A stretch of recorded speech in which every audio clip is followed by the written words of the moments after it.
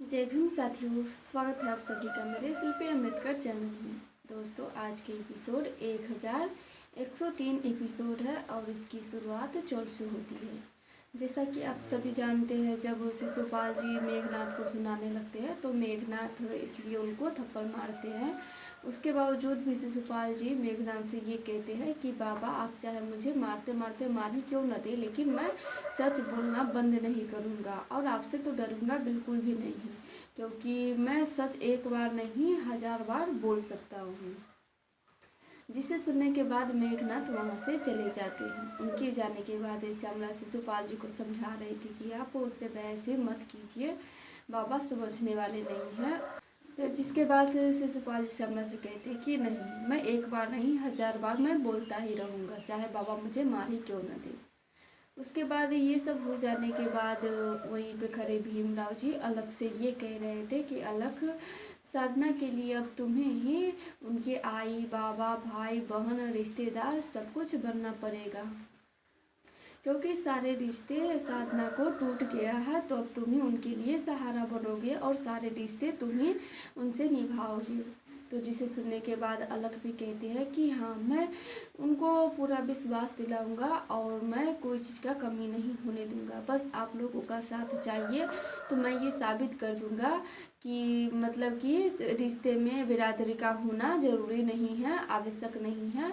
मैं सब कुछ साबित करके दिखाऊंगा। ही घर के अंदर साधना बहुत रो रही थी, इसलिए क्योंकि उनके आई बाबा उनसे रिश्ते तोड़ के चले गए थे, जिसलिए वो बहुत ज़्यादा रो रही थी और उनको शोभा काकी समझा भी रही थी कि साधना, तुम चुप हो जाओ, देखो तुम्हारे पति कैसे बातें कर रहे हैं, तुम्हें कोई चीज़ की दिक्कत नहीं होने देंगे तुम्हारे पति, इसीलिए तुम चुप हो जाओ, मत रो। शोभा काकी बहुत समझा रही थी, लेकिन उसके बावजूद भी साधना रोती जा रही थी। आप लोग सोच सकते हैं, जिसके आई बाबा उनसे रिश्ता तोड़ लेंगे तो उनके दिल पे क्या बीतता होगा और उनको कैसा महसूस होता होगा, तो बखूबी आप लोग सोच सकते हैं। तो इसीलिए साधना बहुत ज़्यादा रो रही थी, लेकिन उसके बावजूद इधर भीमराव जी साधना के पति अलग उनसे कहते हैं कि सारे रिश्ते आपको निभाना होगा।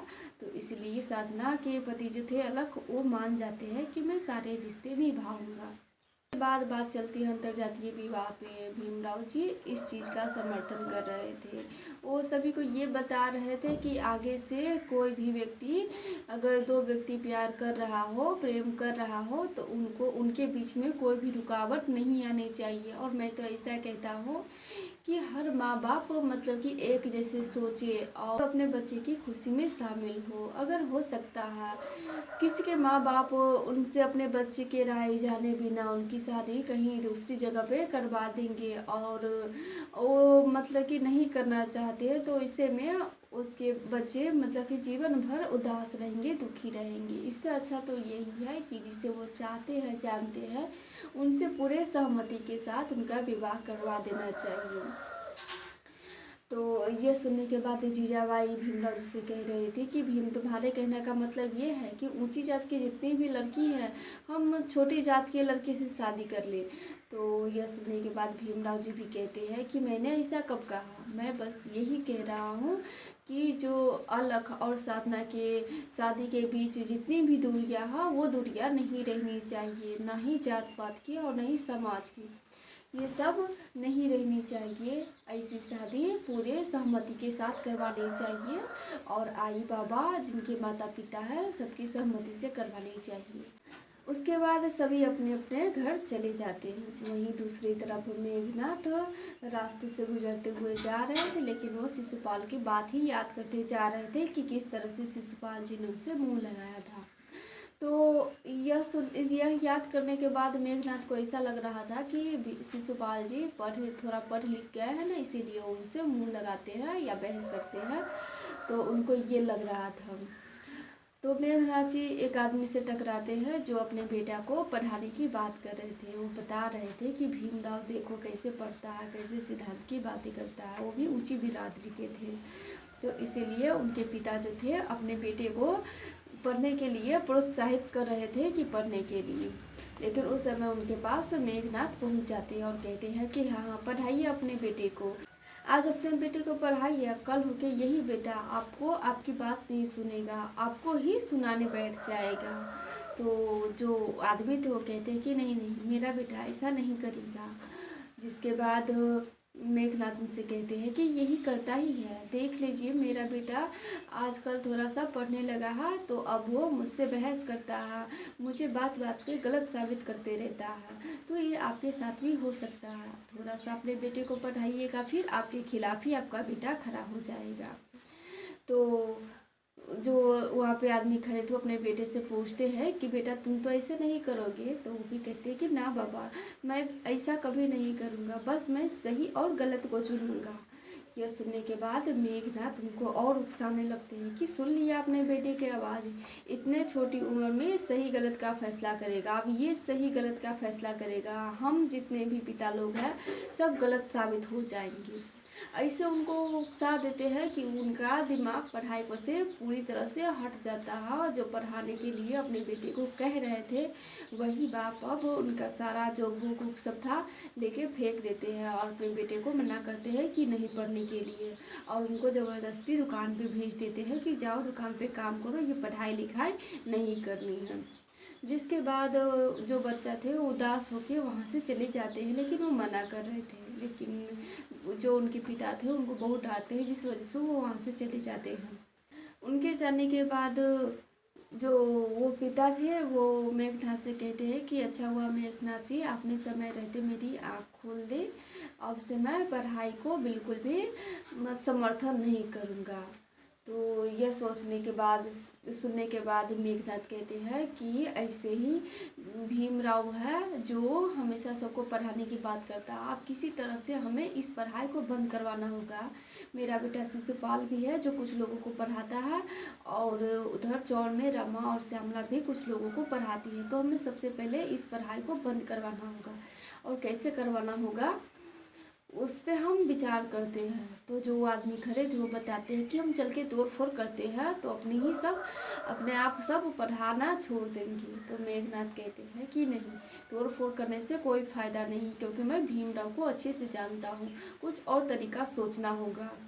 वो उनके दिमाग में कुछ आइडिया आता है, जिसके बाद वो चले जाते हैं थाने में जा कर के वो पुलिस अधिकारी को बताते हैं कि उधर शिशुपाल पढ़ाई के नाम पे सभी को उकसा रहे हैं, क्रांतिकारी बना रहे हैं, और रमाबाई श्यामला ये सभी लोगों को पढ़ाते हैं, लेकिन पढ़ाई के नाम पे उन सभी को वो क्रांतिकारी की बातें बताते हैं, क्रांतिकारी बना रहे हैं। तो यह सुनने के बाद पुलिस अधिकारी कहते हैं कि ऐसा अगर है तो हम इस पढ़ाई को आगे नहीं बढ़ने देंगे, हम पढ़ाई के खिलाफ सभी को हम जेल में डाल सकते हैं। एक ये लेटर मेघनाथ देते हैं जिसपे बहुत आदमी का अंगूठा लगा हुआ था, जो इस बात से सहमत थे कि नहीं पढ़ाना चाहिए किसी को, क्योंकि वो सभी क्रांतिकारी की बातें करते हैं।